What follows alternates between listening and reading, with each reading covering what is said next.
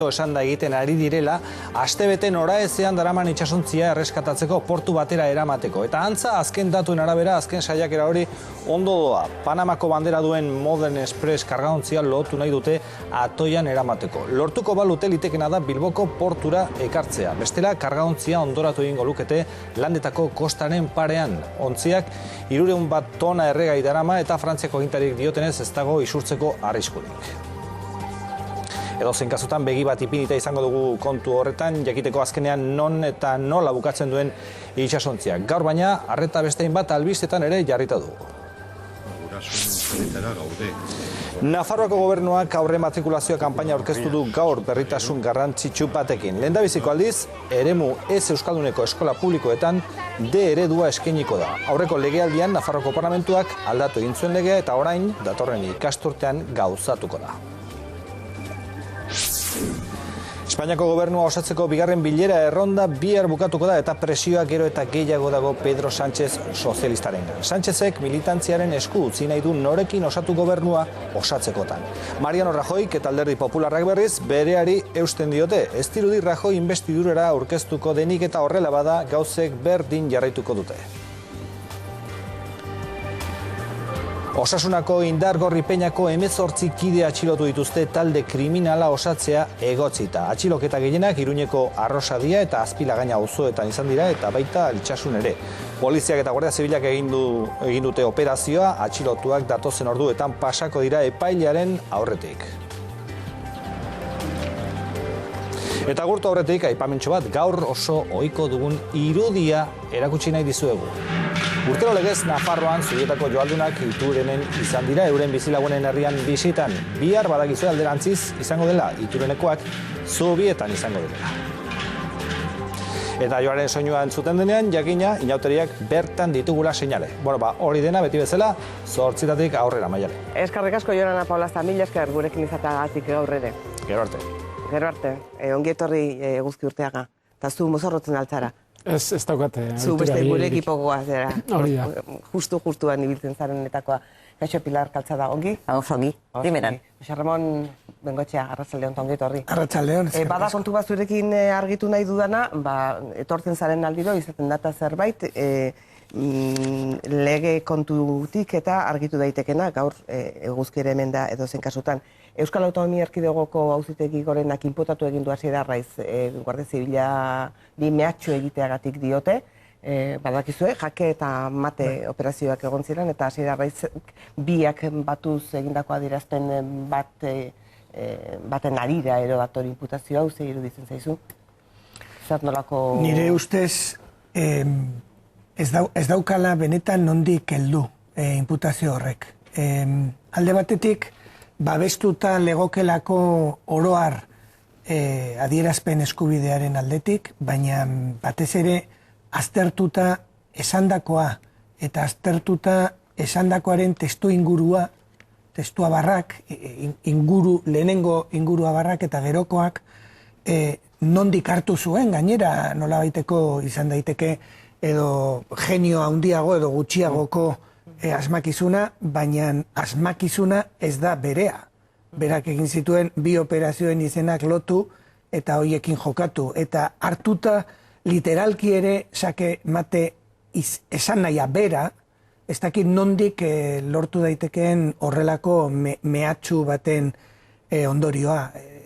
Egia esan, sake matek dauka esan nahi zehatz bat, bai operazioa egin zenean eta bere adierazpenak entzunda ere nire ustez, batek daki gero hori nola interpretatuko den, baina printzipio batzuk badira zuzenbide penalean errespetatu beharko liatekenak, eta printzipio horiek, printzipioz inozentziaren alde, errugabetasunaren aldeko presuntzioa babestea eskatzen dute, eta oso nekez ikusten du nola eman lekioke horri buelta nola baiteko erruduntasun bat aurkitzeko hor, eta mehatxu zehatz eta egiazko bat aurkitzeko hitzorren atzian. Heldu lekurik ez dio ikusten Jose Ramon, zuek ikuste aldiozue?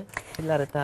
Nik egia esan, erabat bat nator horrekin. Azken batean, grazia gutxiago ala gehiagoko aterraldi bat irudituko zaio bati ala besteari, baino iruditzen zait. Eraman den tokiraino eramate hutsak ere adierazten duela, bestaldetik ere bazegoela intenzionalitate bat.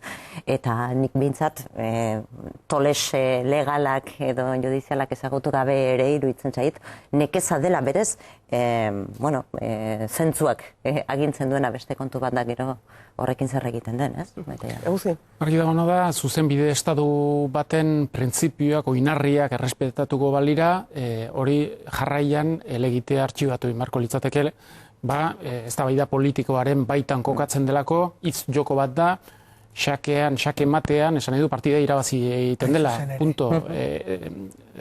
Literalki hartu ezkero ere bai, horri gehitzen badiogu ze testu inguruan egina izan zen eta operazioaren izena bera zein zen, ez dago nondik harturik. Orain, elegite hori onartu izana eta ibilbide judizial bat edukitzeak eta agian kondena bat edukitzeak, horrek erakusten du sistema judiziala ze mailatan dagon eta ze puntutaraino sistema judiziala politikoki instrumentalizatu egiten den helburu politiko batzuk lortu nahian. Eta horrek behin eta berriro erakusten du justiziaren independentzia falta, maiz esan dugu, baina horrelako kasuak eramaten gaituzte berriz ere hori azpimarratzera. Gehituko nuke gainera, problema egongo balitz xake mate hitzekin inputatu beharko litzaioke ere instrukzio epaileari hitz horiek erabili izanagatik. Zen intentzioa baldin badago hitz honen bigarren esanahi bat balego, bigarren esanahi hori ez da Arraizek berak asmatutakoa, ez?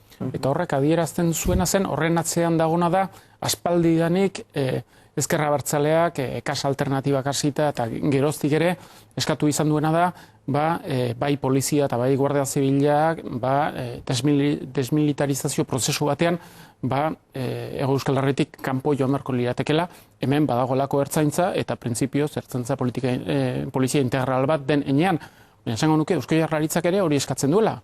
Eusko Jaurlaritzak, Barne Ministeritzak eskatzen du pixkanaka, bai Guardia Zibila eta bai Polizia Nazionala, Euskal Herritik pixkanaka erretiratu dain, ez daukalako justifikaziorik. Estatutuak gainera oso zehatz esaten du, nun kokatu. Hori da, oso kompetentzia zehatzak, baina ikusten da kompetentzia horiek gainditu egiten dituztela behin eta berriro, eta Eusko Jaurlaritzak behin eta berriro kritikatu du zer nolako kontrolak egiten dituen, bide kontrolak, inungo justifikaziorik gabe, ertzantza abisatu gabe, Eusko Jaurlaritza abisatu gabe, eta horrek agian uzten du, badagola adostasun zabal bat, ez bakarrik klase politikoan, bizik eta Euskal Gizartean oro har, esateko, gaur egun ikusirik etak bere jarduera armatua bertan bera utzi duela, ez daukala benetako justifikaziorik, oraindik ere, bai Polizia Nazionalak eta bai Guardia Zibilak, olako presentzia eta olako operatiboak mantendu ditzan Euskal Herrian.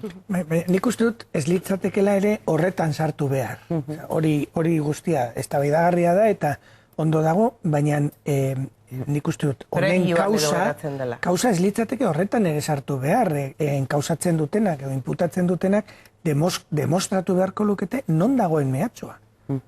Non dagoen, kode penalak eskatzen du, ez mehatxu orokor bat eta lauso bat edo ambiguo bat, eskatzen du mehatxu zuzen eta zehatza.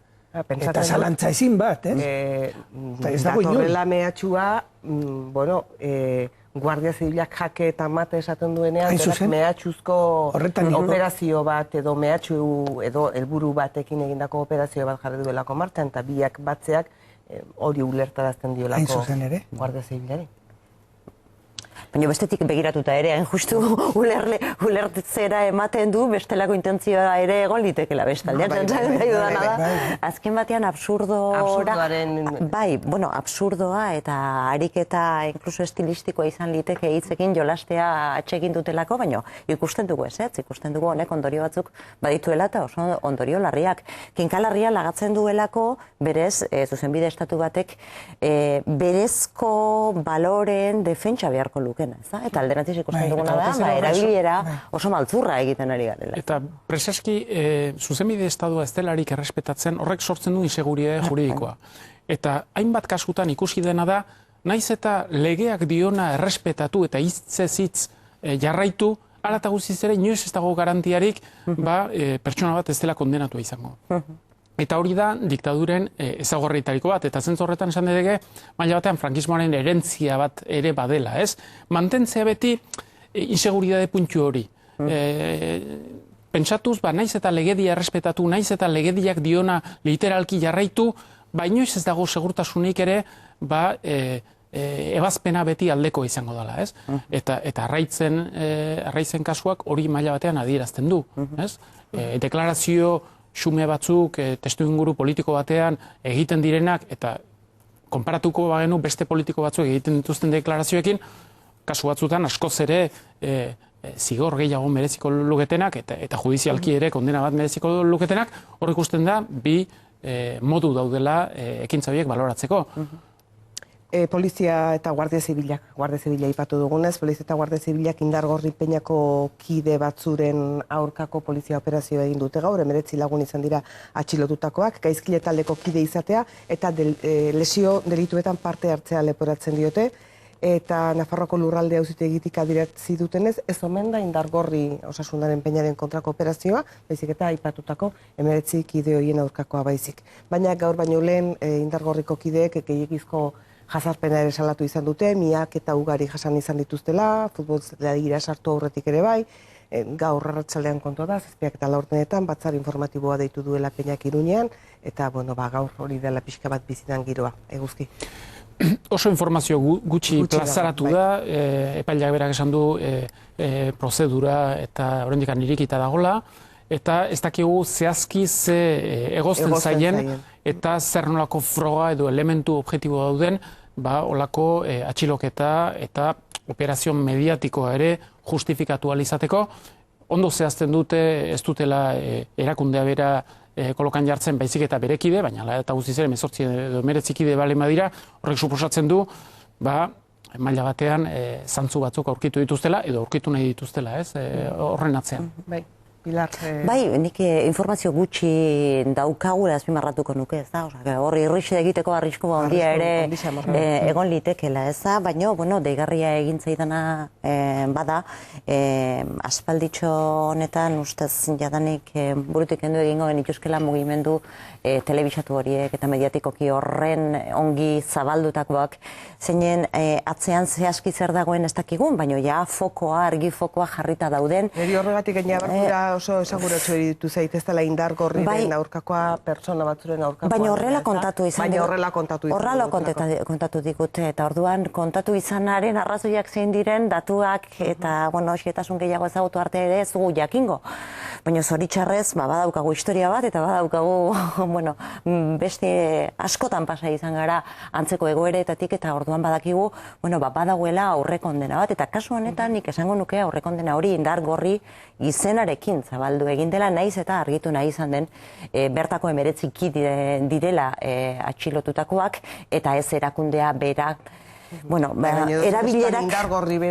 erabilerak oso nabarmen erakusten du, behintzat, niri iradokitzen didan intentzionalidade bat, baliteke horren arrastorik ez izatea, baina, Bai, komentario orokor bat bakarrik, zen informazio falta gaudelarik, baina oso lotuta dagoena lehen aipatu dugun zuzenbidezko estatuaren printzipioekin, ez? Alde batetik akusazio bat dagoenean edo inputatzen denean jakin egin behar da zehazki zergatik inputatzen dan. Eta beraz, informazio falta bera izan daiteke akats grabe larri bat justiziaren funtzionamenduan. Eta hau lotu nahi dut aurreko berriarekin zeren hildora zetorren, ez? Gogoratuko duzuenez, abokatu batzuk inputatu egin ziren, hain zuzen ere, leporatzen zitzaielako, etaren instrukziopean ari zirela lan egiten, eta zuzenbidezko estatu batean, funtsezko printzipioa da defentsa eskubidea. Eta defentsa eskubideak suposatzen du defentsa aurrera eraman alizateko jakina inputazioaren edo karguaren arrazoiak eta zehaztasunak zeintzuk diren, bestela ez dago defentsa egiterik, ez? Eta neurri handi batean nik ikusten dut euskal preso batzuekin eta joera bat dagoela hain zuzen ere abokatuei jotzeko, ez jakina presoei ere eta akusatutakoei ere aurkezten zaizkie salaketak eta baina kuriosoa da nola defentsa ardura daukaten abokatuak ere nolabait ari direla pertsekitzen edo euren kontrako jasarpen maila bat dagoela, ez? Eta hori oso kezkagarria iruditzen zaitzen, azken finean batek esan dezake. Bueno, eta izango balira ere etaren instrukzioak, zuk abokatu bezala daukazu askatasuna eta obligazioa zeure defentsa aurrera emateko alduzun hobekien. Egingo duzu ondo ala txarto, ala gaizki, baina egin behar duzu aurrera eraman defentsa, eta zuk ikusi behar duzu nola egiten duzun hori. Eta orduan, zure instrukzioak edo zure aholkuak zeure defenditutakoari kointziditzen badute, hain zuzen ere, etak egin ditzazkeen adierazpen batzuekin, ez dira hartu behar etaren agindu bezala, baizik eta zure defentsa lana bezala. Eta hori ez badugu ulertzen, badago zerbait kontradiktorio printzipioan ulertu ez duguna. Auzi guztietan egon behar du kontradiktorio printzipioa, akusazioa eta defentsa. Eta defentsa ez badugu benetan lana egiten uzten, apurtzen dugu egon behar duen oreka akusazioaren eta defentsaren artean. Eta hori da gertatzen ari dena prozesu hauetan guztietan. Eta gero, Europar Batasunetik 2000 gehiagotan egotzi diote Espainiari bere legediaren zehaztasun falta. Eta batez ere legedi antiterrorista deituriko horretan. Zeren azken finean, definizioa eta imputazioa harik eta zabalagoa delarik, hor edozer gauza sartu daiteke eta interpretaziorako joko asko eman dezake. Eta zuzenbide penalean egotzi behar zaizkie pertsona batzuei kargu eta responsabilidade eta ekintza zehatzak.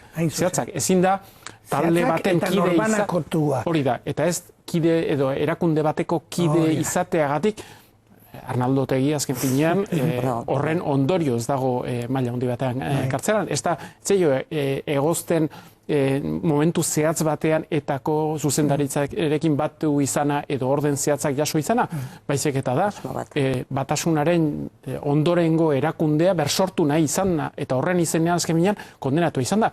Eta hori, interesante da ikustea ere, bere debekua inhabilitazioari dagokionez jartzerakoan ere, horre ere ez da definitzen. Oso modu orokorrean izaten da, alegia. Hor, Europatik behin eta berriro esan zaio Espainiari. Kode penalaen arabera ez dauka balio hori. Baina lata guztiz ere kondenatu izan da, eta 6 urte baina gehiago pasa ditu kartzelan. Ez inhabilitazioa. Bai, inhabilitazioa eta kartzela, bera. Horrek esan nahi du? Nola ulertzen da zutek nazionaleko... Egia esan, ez badu zehazten, kode penalak zehazki esaten du, epaileak zehaztu egin behar du zertarakoa den inhabilitazioa, eta ezin dela izan orokorra. Hori garbi esaten du kode penalak, ez da interpretazio ere, hori lege organikoan azaltzen da garbi.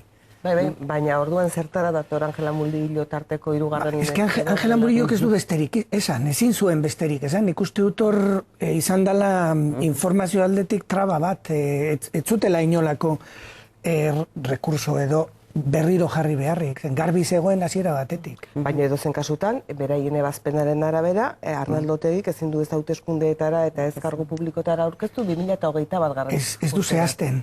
Ez du zehazten zertara aurkeztu daiteken ez, esaten du orokorra dela. Eta beraz ez du balio, zen kode penalak garbi eskatzen du zehaztu egin behar. Irakurketa akatsa da. Bai. Akatsa da. Horregatik ez dute apelazioa egin Tribunal Supremoan. Akatsa zan ere argipena eskatzia. Eskatzia berak, ez? Hori ere akatsa izan zen, nire ustez. Aizu, agian zerbait esan da izan du? Ez, Pilar, baina nahi nuke minutu batean gaur Nafarroako hezkuntza sailburuak iragarritakoa hitz egin, uste dudelako garrantzitsua dela azken 30 urte hauetan egin denaz bestekoa delako, eta nahi nuke Espainiari begirautu apur bat. Jose Luis Mendozak de eredu ezateko dela, baita zonalde ez Euskaldunetan ere, 8 taldea nahikoa izango dela horretarako, eta gainera tokian tokiko adirazgarriak eta ikusiko direla, beste antolaketa mota batzuk egiteko. Aldaketa esanguratsu eta garrantzitsua da, zeren Nafarroan nagusitu zen modeloa izan zen sektorializazioarena 3 eremu soziolinguistikorekin, iparraldekoa zena Euskalduna, zona mistoa, Iruña eta ingurukoa, eta hegoaldekoa hispanofonoa deitzen zena, ez?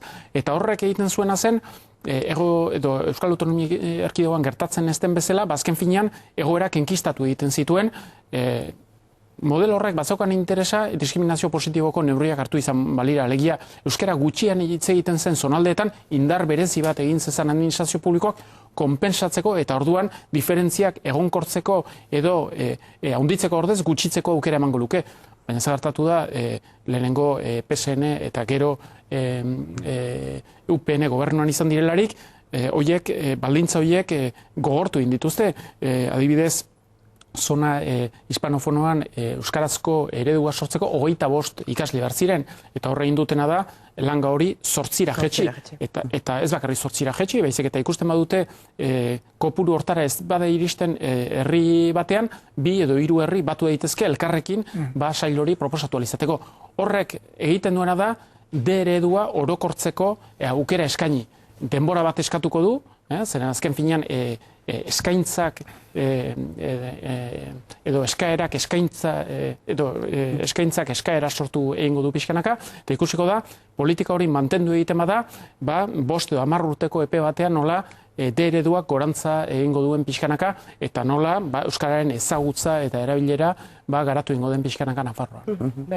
Bai, erreserbak apurtu egiten ditu edo apurtzeko bidea irekitzen du. Nik uste dute, zalantzari gabe, 10 urtetan egin denak orain urte batetik bestera ez da irauliko.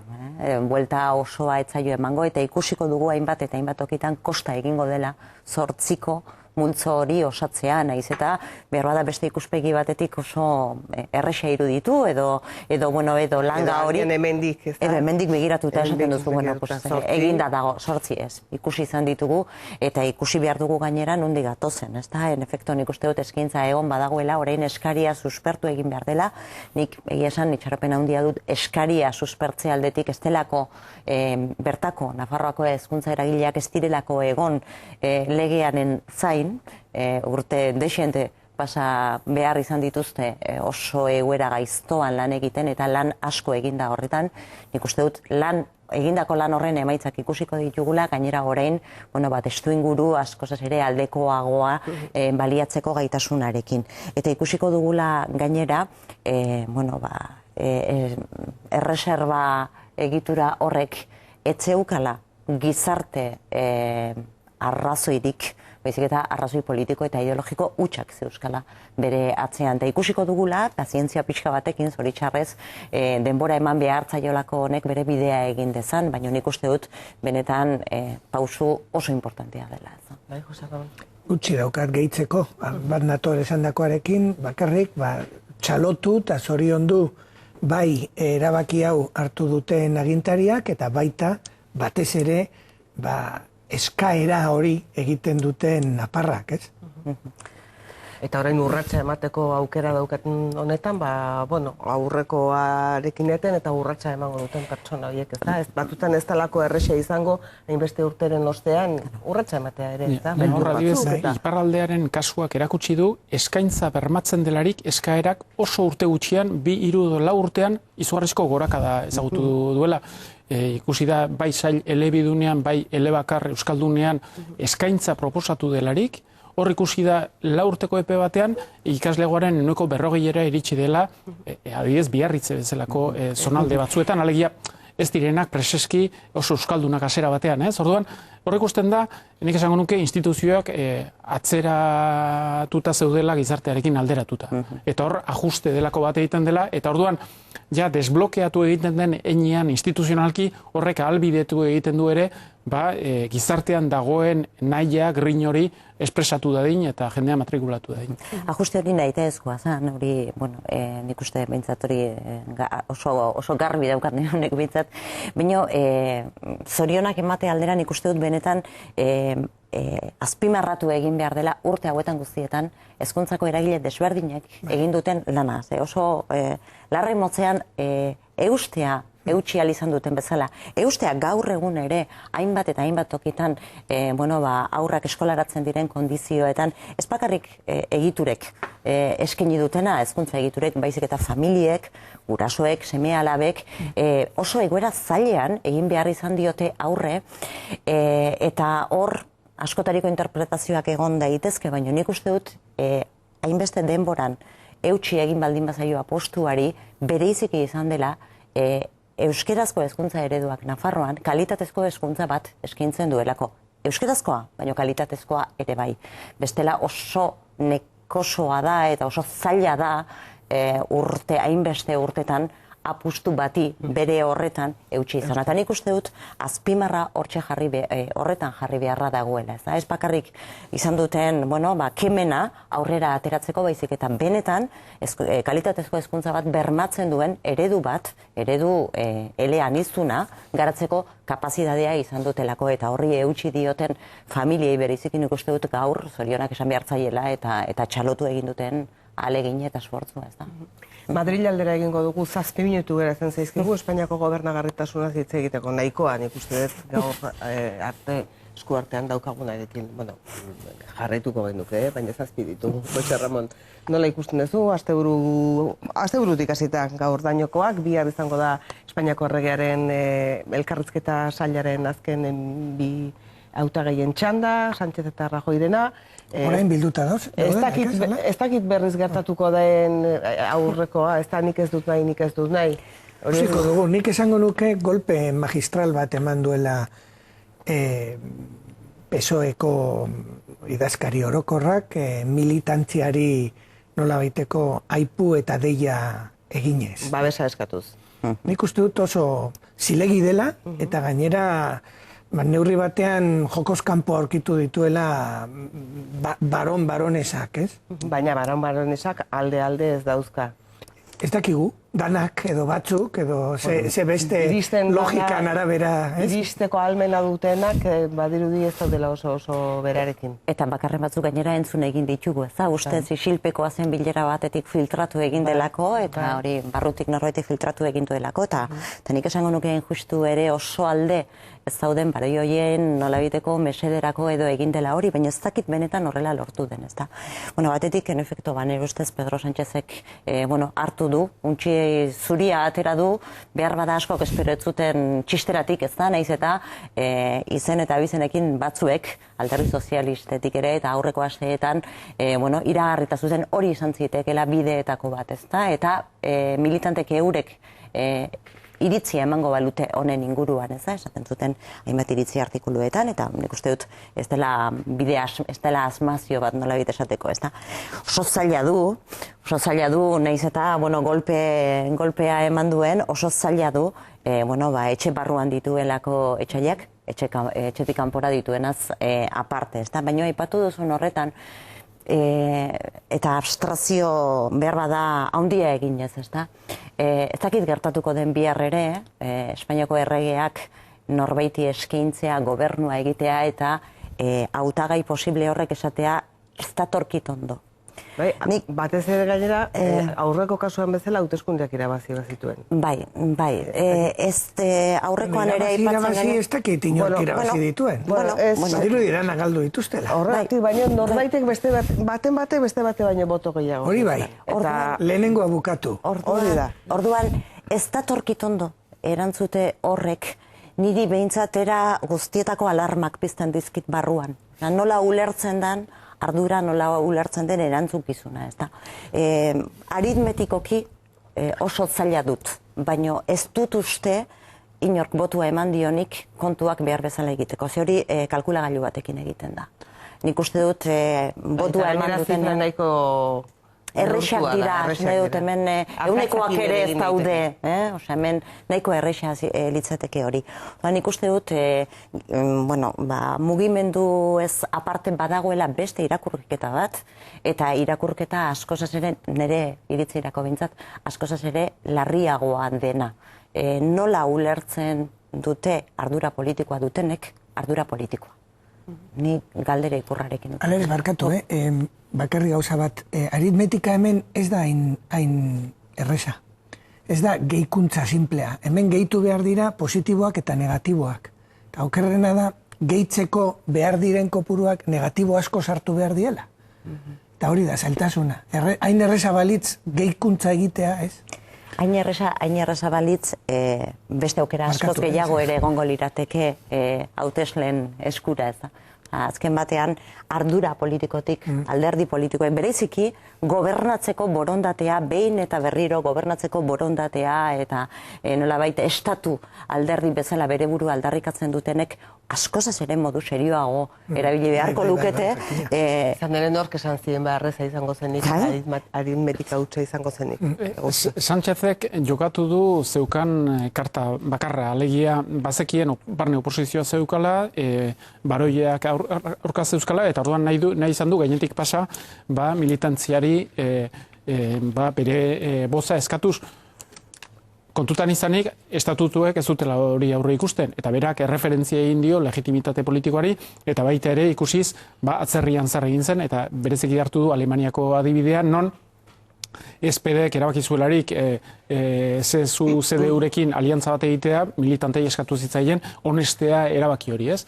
Baina edozein kasutan, eta lehen Pilarrek esan duen bezala, filtrazioak egon dira, eta zerkateak filtratu izana baronen kritikak horrek adierazten du, nahi izan dela ere indarreman hori bersortu eta erakutsi alderdi sozialistaren baitan badagola oposizio nahiko importante bat. Edozein kasutan, bihar erregea batuko da bai Rajoyrekin eta bai Sánchezekin, Rajoy segurazki eskatuko dio ez bera inbestitzea kontutan izanik ez daukala nahiko baiezko bozkarik, posible da Sánchezi hori proposatu izana, eta El Paiseko edizio digitalak filtratu duen edo publikatu duen informazioaren arabera, badirudi lantalde bat osatua daukala Pedro Sánchezek, non eskatu dien bere kolaboratzailei paktatu dezaketen alderdien programak alderatzea, ikusteko zein diren puntu amankomunak, eukiko lukete 40 bat horriko txosten bat jada prestatua egongo litzatekena,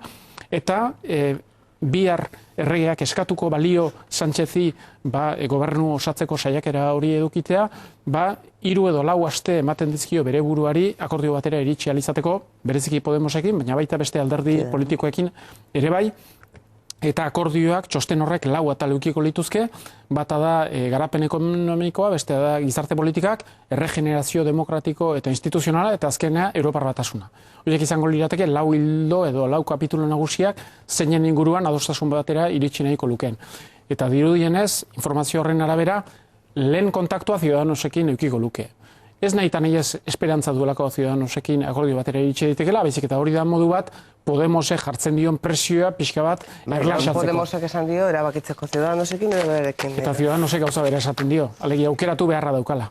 Bueno, ikusiko dugu zer gertatzen den, interesgarria badago puntu batean, beste puntu batean, esan duguna. Oso edifikantea ere ez. Edifikantea dain edo ez, hori zuek ere ikusiko duzu eta emango duzu iritzia. Ondaino gaurkoago Xarbon, bengoetxea, mila esker izateagatik Pilar Kaltzada, eta Eguzki Urteaga, mila esker. Jaun Andreok eskerrak zuei ere izan diguzuen arretagatik, bihar aste artea, 2 ekitaldi izango ditugu, bihar gauean Laura Garrido, Partido Popularreko Euskal Autonomia Erkidegoko bozeramale izango da gurekin, eta, berarekin kontu asko izango ditugu hitz egiteko, hain zuzen ere, besteak beste Espainiako gobernagarritasunaren inguruan, eta bere alderdiak edo bere alderdiko buruak hartu ditzakeen erabakien inguruan, baina badira beste zenbait kontu ere, pare bat urte da Euskal Autonomia Erkidegoan Arantza Quiroga presidente zela bozeramale izendatu zutela, eta 2 urte horietako nolabaiteko balantzea egiteko aukera ere emango dugu biharko zitak. Bihar arte, bizitetan zuen zain izango gara.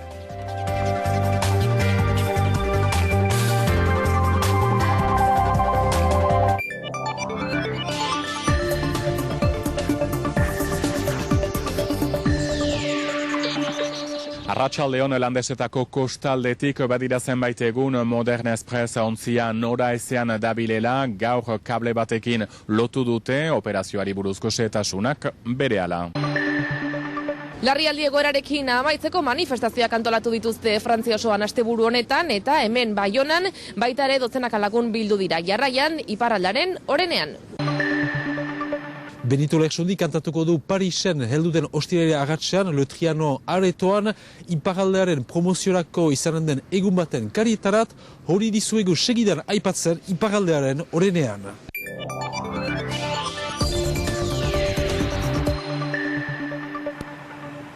Modern Express ontzia kable batekin lotu dute azkenean, eta oraingoz landetako kostatik urruntzen ari dira, Portu batera eraman nahi lukete, behar bada Bilborat, badira 6 egun noraezean ibiltzen ari zela. Barnean, 3.600 tona egur eta zenbait makina, erregai biltegietan 300 tona erregai, baina alde horretatik ez omen da arriskurik, kutsadurarik gertatzeko.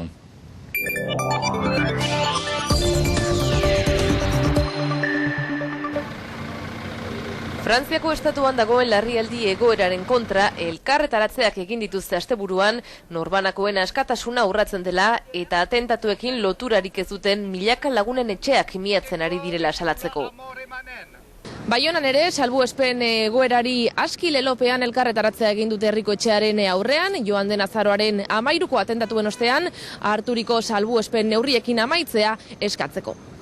Larrialdi egoera beste 3 hilabetez luzatzeko proposamena aurkeztuko dute asteazkenean ministroen kontseiluan, eta larrialdi egoera ezin dela etengabea izan diote protestak antolatu dituztenek. Izan dira azken hilabetetan, izan dira 3.000 etxe mihatze eta usu arrazoinik gabe. Eta ez dugu izaitea eta soportatzen ahal ere delako berreskunde estatu hori izaitea luzatua eperik gabe. Salbuespen egoeraren aitzakiarekin milaka lagunen etxeak miatzen ari direla eta norbanakoen askatasuna urratzen dela salatu dute. Arrazakeriaren azkartze da gauzak hola egitea, hatik ez dira bakarrik delako jihadista horik hola mihatuak izanak, ere izan dira ekologistak, baitzen delako COP21 hori, eta beraz hori ez da soportatzen ahal. Askatasuna eta eskubideak urratu beharrean, terrorismoaren aurrean estatuak herritarrak babestu behar dituela esan dute irakurri duten manifestuan. Beldurraren gobernua ez dutela onartuko azpimarratu dute.